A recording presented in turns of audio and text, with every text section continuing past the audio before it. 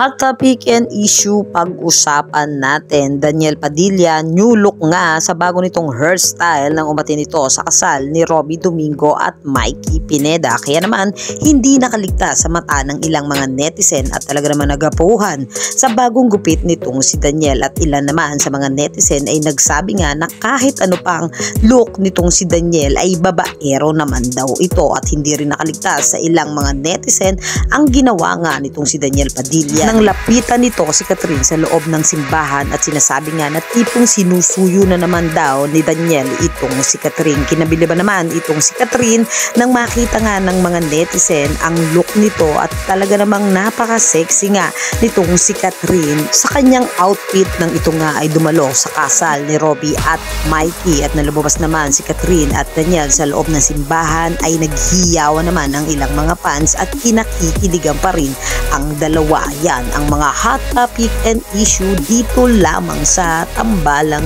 JK.